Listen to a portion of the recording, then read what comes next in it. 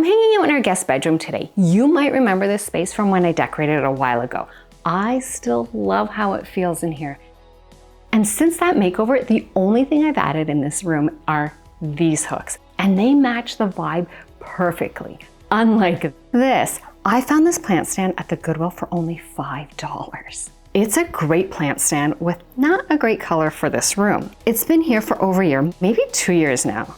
I think it's finally time to address this and get it to match the rest of the room. I'm on it. I have a plan to transform this with minimal sanding and to try out a new faux wood paint technique that I've been kind of playing around with in my head. I'm excited to see if it works. So let's move some plants and get started on this $5 flip.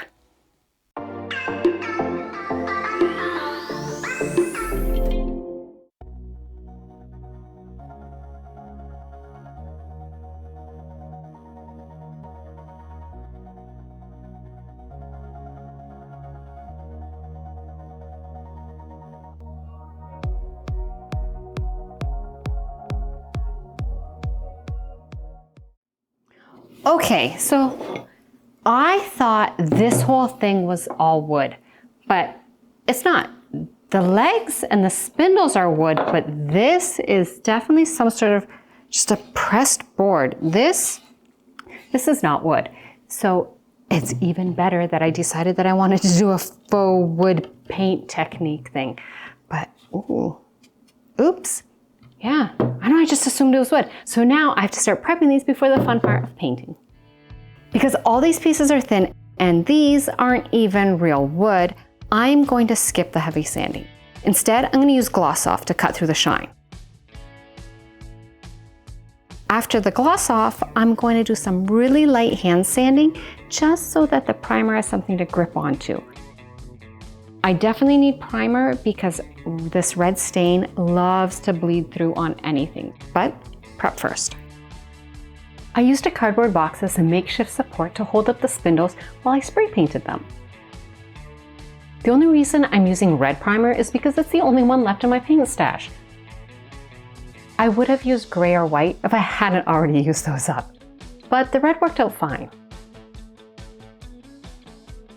Rust-Oleum's 2X paint and primer never lets me down. It's my go-to. I did want a satin finish, and the only gray in satin was this one called Granite. My box support wasn't great at holding up the long spindles, but I doubled down and didn't bother coming up with a better solution. It still worked out. This is how the spindles turned out. They look pretty good. Just a nice, smooth finish to them. And the color's just a little bit darker than the rest of the furniture, but I kind of like that. I don't want it to be all super matchy-matchy. So, they turned out quite nice. Even though I already applied spray primer, I still added a coat of bin. I'm doing everything in my power to make sure the red stain doesn't bleed through.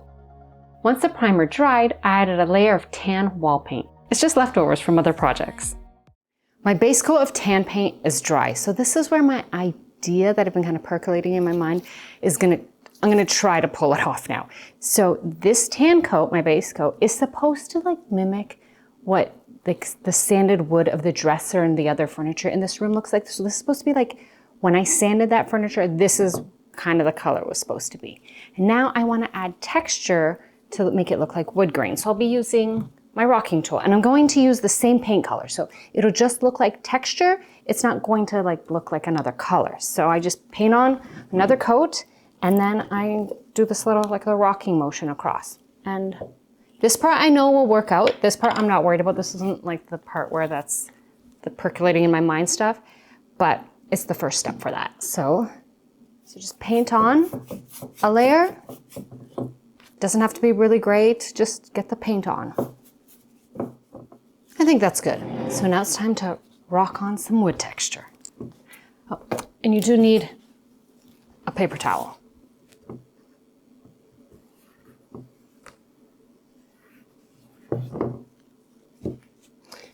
Best part about this is if you don't like it, you just apply the paint again and go again.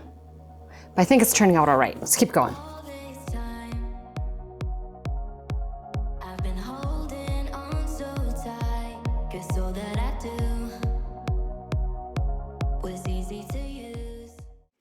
Once my wood rocking technique is dry, this is what it looks like. It just looks like I've painted over really grainy wood.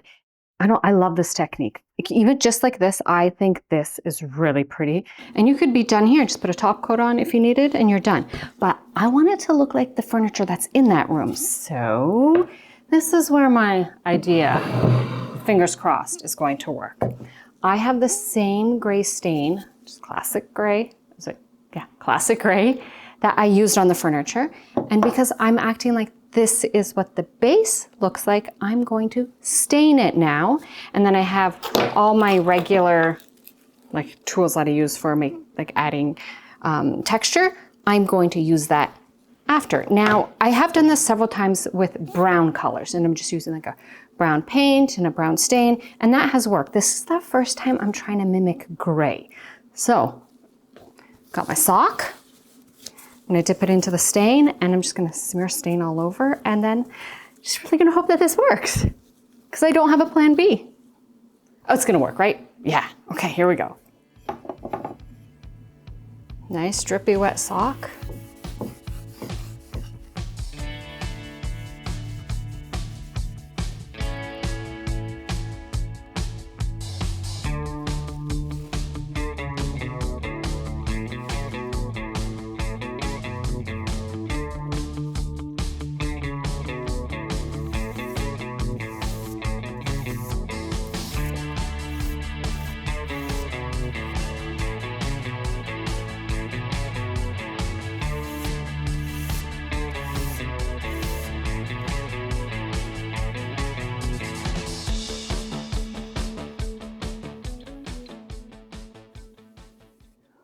Oh, I don't know, like it looks gray.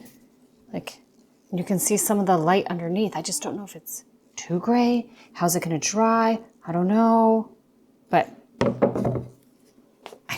I'm one of those people who likes to just keep fussing with it, and then I regret fussing with it. So I feel like this is gonna be my last. Yeah, I think I need to just stop. Just stop. I'm just gonna leave it. It'll dry, and then we're just gonna say it looks wonderful, right? I think it'll work. Okay, I'm just gonna leave. I'm gonna step away now. Then I had a late night top coat session. It was after 11 when I started the top coat, but it's a must-do step to protect the paint.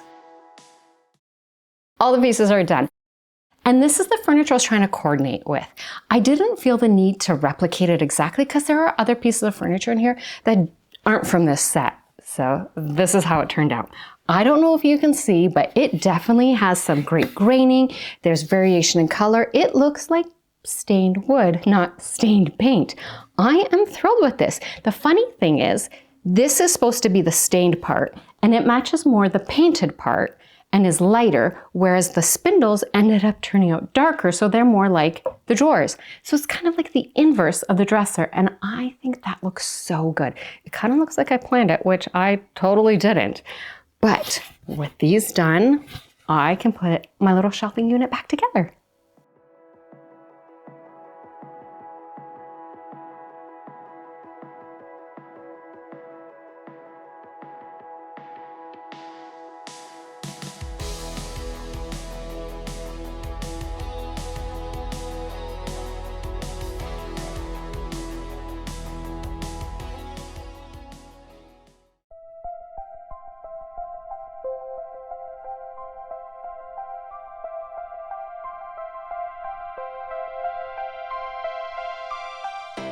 This does not look like the piece of furniture I started with. It looks intentional. It looks like it's part of this set, like it belongs in this room now. I cannot believe that I spent $5 on this and then ignored it for 2 years. I could have had it looking this good like a long time ago. This wasn't a lot of work. It was just, I had everything. No, I did have to buy the gray spray paint. Other than that, I had this all on hand. Oh my goodness, this turned out so good. I think it turned out maybe a little too good because the little pots that I had were also mix and match, and I don't want to put them back on now. I want to get like nice pots. I want to do something cute to make this really like the showpiece of the room. Well, if you enjoyed my little furniture $5 flip here, give the video a thumbs up. Let me know in the comments what you thought of my gray paint stain technique that I kind of came up with. I think it worked out quite well, but let me know. And with that, I'll see you soon with another project. Bye! Let's move some plants and get started. Oh, I just saw a bird fly. Like right there, wow. Okay. I'm hanging out in our guest bedroom. Do I have volume? Okay. I don't have glasses on, no wonder I can't see. Okay. Oh well.